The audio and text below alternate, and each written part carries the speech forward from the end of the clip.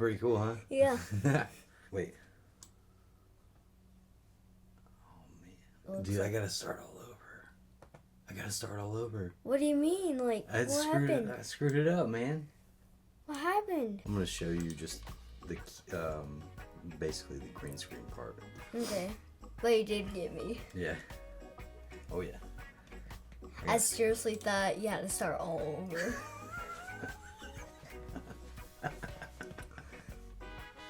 Nope. You're good with this layer. Basically, you gotta key out the green screen, right? Mhm. So what we gotta do is get the green screen tool. But the cool thing about like green screen stuff, I mean, you can do anything with it. But with the key light thing, you do that and you see how it goes black there. But that doesn't mean we're done. Because you see all this is noise. You need clean blacks and you need clean whites. We bump up the screen gain real quick and you see that noise up in the corner disappearing. And keep an eye on that, but you don't want to overdo it because then it really messes up the shot. Because like, see when it cranks out, look at all that.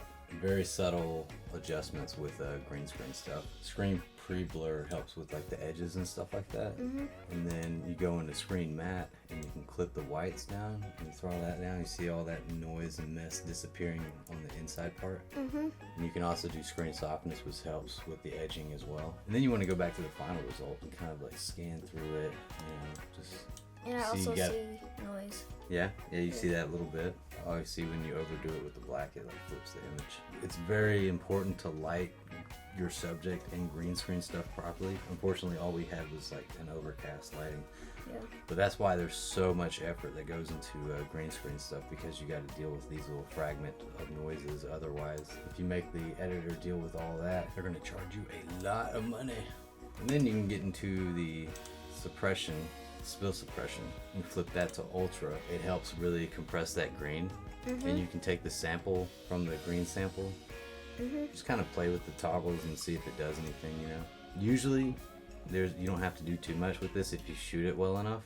There's other key light techniques that we'll do later on. There's one called soft keying, which is great for inside of a car when you want to retain the windshield and all that stuff in your image. But we'll do that for another video. So that's some pretty cool stuff too. Yeah. We got it keyed out. You can also do a garbage matte, so use the pen tool. We'll just do a quick one.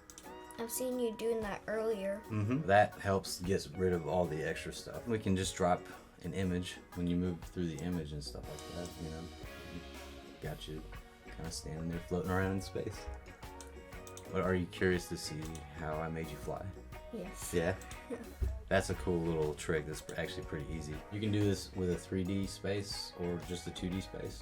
So you got that It looks like if I go out of that pink box, and then if I come all the way out, it can't see me. Well, yeah, so that's masking. So I can actually animate that mask to follow you around. You see how it's cutting off your arm? I could animate it and just follow your movement. It's good to have those masks as close to the subject as possible. You're in the position of jumping, so I would make you fly at this point. Keyframe that position, move up a couple frames, maybe here. See, and you got to be careful with the keyframes, because see, you're in the squatting position, but you take off and it looks weird, so you got to be careful with all that stuff too. And if you didn't keyframe it right, you don't have to delete the keyframes. You can just slide them over to the position that you want them in. Basically, you're getting from point A to point B in a set amount of time, and you can adjust that amount of time between each shots, so I make you go up faster. We could do a whole series on like the background. We'll do that one step at a time, but that's way too much information at once. Once you get your character moving the way you want it to, click down here, get motion blur. You see how it's starting to streak.